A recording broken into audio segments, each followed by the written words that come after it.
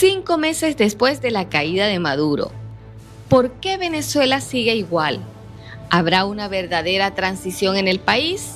El 3 de enero de este 2026 ocurrió algo que parecía imposible. Nicolás Maduro salió del poder en medio de una operación respaldada por Estados Unidos. Desde ese momento comenzaron a llegar a Venezuela funcionarios, militares, diplomáticos, empresarios y figuras estadounidenses de alto nivel. Muchos venezolanos pensaron que el cambio sería más rápido, que vendrían elecciones libres, que se acabaría la crisis, que llegarían las inversiones y que Venezuela entraría en una nueva etapa. Hoy, casi 5 meses después de ese 3 de enero, la gran pregunta es: ¿por qué no se ven los cambios estructurales reales en Venezuela? ¿Estamos viendo una verdadera transición democrática? ¿Se está construyendo una nueva Venezuela o una nueva forma de control sobre el país? Quédate hasta el final porque en este video vamos a analizar estas figuras estadounidenses que han llegado al país. ¿Qué intereses pudieran estar moviéndose tras bastidores? ¿Por qué todavía no aparecen señales claras sobre elecciones libres? ¿Y por qué para muchos venezolanos el cambio prometido todavía no llega? Antes de continuar, como siempre, te invito a que te suscribas al canal si aún no lo has hecho. Es la mejor forma de apoyarme. Regálame un me gusta que me ayuda mucho a que se difunda este contenido. Deja tu comentario sobre este tema o sobre cualquier otro tema que quieras que tratemos en el canal y comparte este video para que todos tengan esta información. Ahora sí, continuamos. Ya todos sabemos lo que ocurrió el 3 de enero de este año 2026 en Venezuela. Tras todo esto, Estados Unidos se ha acercado cada vez más a las nuevas autoridades venezolanas. Estados Unidos empezó a hablar de estabilidad, cooperación y reconstrucción, pero también de petróleo, seguridad y control estratégico. Con el pasar de los días comenzaron a llegar a Venezuela distintas figuras estadounidenses en representación del gobierno de ese país, en este caso del gobierno actual, de Donald Trump. Un desfile de personas en las cuales se puso la confianza de que con este sí va a haber los cambios esperados. El primero en llegar fue el director de la CIA, John Ratcliffe, el cual fue recibido por Delcy Rodríguez y sostuvieron reuniones relacionadas con seguridad, inteligencia y cooperación estratégica. Luego llega Laura Dogu, encargada de negocios de la misión diplomática de Estados Unidos en Venezuela. Llegó al país en marzo de este 2026 para liderar la reapertura de la embajada estadounidense en Caracas y dirigir un plan de estabilización inicial y transición. El siguiente en llegar fue John Barrett, quien arribó a Venezuela el 23 de abril de este año 2026. Es el actual encargado de negocios de Estados Unidos en el país. Ahora surge un nuevo nombre: Mauricio Claver Carone, el elegido por Trump para restaurar el orden en Venezuela. Algunos titulares lo llaman el virrey informal de Trump para Venezuela. Desde la salida de Maduro, Claver Carone asumió un papel aún mayor para implementar el plan de la administración para trabajar con Delcy Rodríguez. Funcionarios venezolanos y estadounidenses afirman que transmite instrucciones a Venezuela en nombre de Washington y que ha sido clave para elegir quién gana y quién pierde entre los distintos inversionistas que aspiran a la reactivación de la deteriorada industria petrolera venezolana.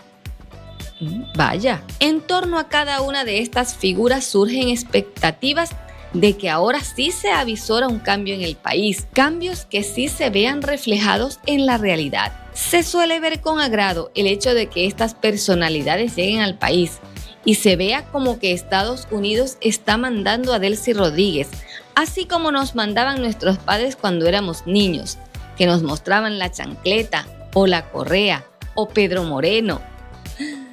Puede ser que nos dé algún fresquito ver a los gobernantes actuales de Venezuela siendo dirigidos desde Washington. Pero más allá de esto, también sucede que no solo a los gobernantes actuales están siendo dirigidos por Estados Unidos, sino que todos estamos siendo llevados por el mismo camino. y más aún el ciudadano de a pie, que es quien está viendo el menor beneficio de todo lo que está ocurriendo, el dinero que está ingresando al país. Por comentarios en redes sociales vemos la insatisfacción por el rumbo que está tomando la situación de Venezuela, porque había muchas expectativas de que se abriera la posibilidad del inicio de un proceso de transición. Pero lamentablemente, hoy cuando se van a cumplir ya casi 5 meses de la salida de Nicolás Maduro, en el interinato pareciera que lo que hay es una reconfiguración del poder más que de una transición. Existen varios precedentes que muestran cómo en otros países, aunque estaba la presencia de Estados Unidos, se seguía con los mismos gobernantes. Uno de los ejemplos es Japón.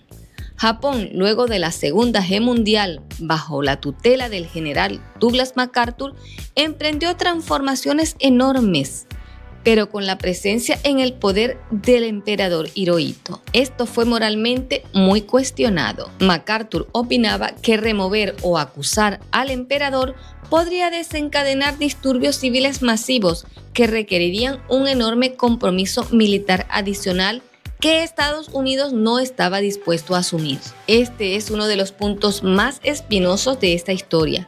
A pesar de la evidencia que vinculaba a Hirohito con las atrocidades de la guerra, MacArthur lo protegió de ser procesado y las razones de esa decisión siguen generando debate hoy en día. Otro país es Corea del Sur.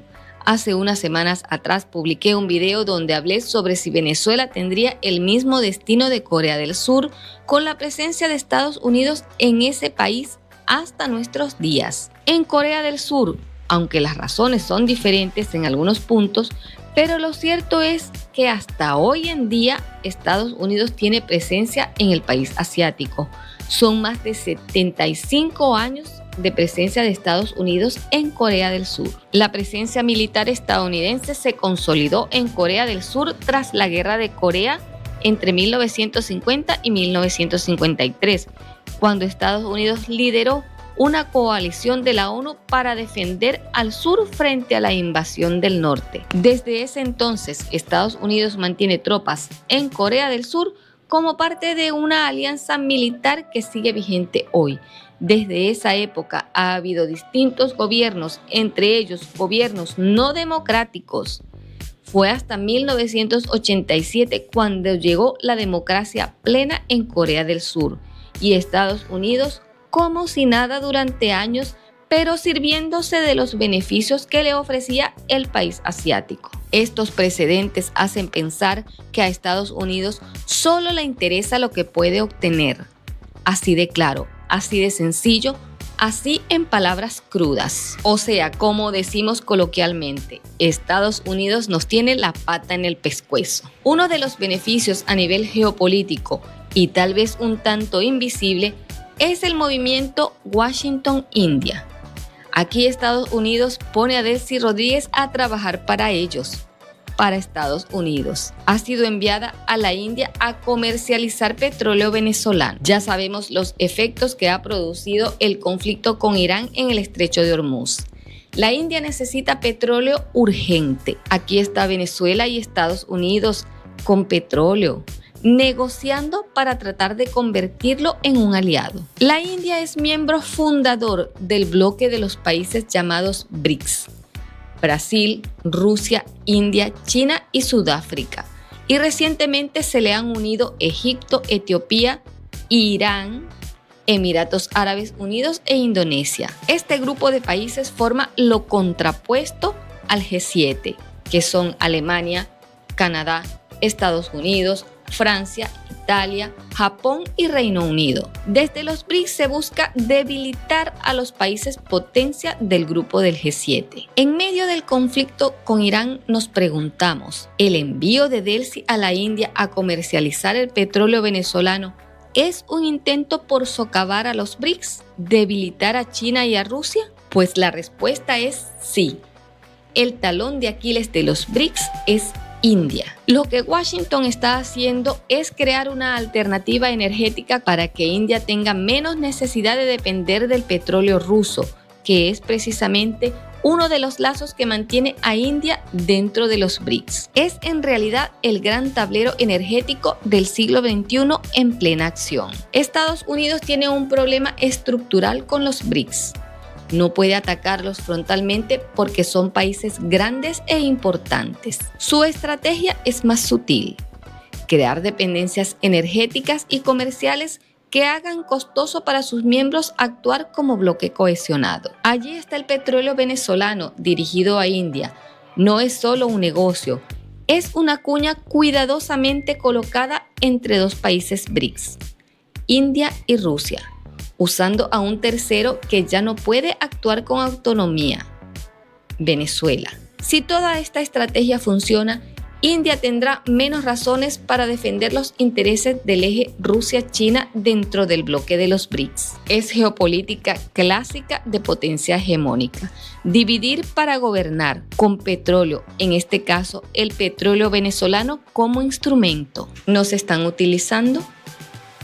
Tal vez. Así que cuando nos alegre que Estados Unidos humilla a Delcy o a alguno de sus camaradas, también veamos que están utilizando nuestros recursos para presionar, para ganar terreno y para doblegar a países que pueden ser un obstáculo. Si nos beneficia como país y como sociedad, muy bien, seamos aliados, que sus triunfos sean también los nuestros, que en esos triunfos figure Venezuela como quien puso una pieza que hizo que el tablero se moviera, y no a la sombra como instrumento de otros. Producto de toda esta venta de petróleo han ingresado millones y millones de dólares que están administrados por una cuenta del Departamento del Tesoro de los Estados Unidos. Se habla de 41 millones de barriles de petróleo. La suma que se percibe es una cantidad de 3.000 millones de dólares. Esto tiene un impacto grande, importante en la economía venezolana, porque el petróleo sigue siendo la principal fuente de ingresos de divisas al país. Según Michael Kozak, subsecretario de Estado para Asuntos del Hemisferio Occidental, afirmó que ese dinero proveniente de la venta del petróleo está bajo custodia estadounidense y que están siendo destinados exclusivamente al beneficio de los venezolanos. Pues que lo digan ellos mismos, los venezolanos, si es así, porque que se vea que entran dólares no significa automáticamente bienestar para todos. Durante lo que va de año de 2026, el gobierno venezolano ha inyectado alrededor de 3.500 millones de dólares al Banco Central de Venezuela, con el objetivo principal de mantener relativamente estable el precio del dólar y evitar una nueva disparada de la inflación. Esto suena como un mundo paralelo. El dólar, o mejor dicho, las distintas cotizaciones de dólar que hay en el país no paran de subir y subir. ¿Qué efecto está teniendo esta inyección de dólares, de dinero, al Banco Central? Esto tendría que tener un efecto directo en la vida diaria de la gente. En Venezuela muchos precios están anclados al dólar: alimentos, medicinas, repuestos, alquileres, servicios. Cuando el dólar sube, los precios se disparan. Por eso el gobierno intenta frenar esa subida inyectando más dólares al sistema financiero. Esto parece torenza definitivamente, porque esto en la práctica no está sucediendo. Mientras no haya cambios estructurales profundos, fiscales y una dolarización de la economía, estas distorsiones no van a dejar de existir. Mientras tanto, Venezuela sigue en medio de apagones, falta de agua. Algunos dirigentes afirman que hay problemas para importar productos para el mantenimiento de la red eléctrica. Pero vemos un video del gobernador del estado Carabobo mostrando una cantidad de material para el sistema eléctrico. Cientos de transformadores, tubos, conductores Arvidal, entre otros.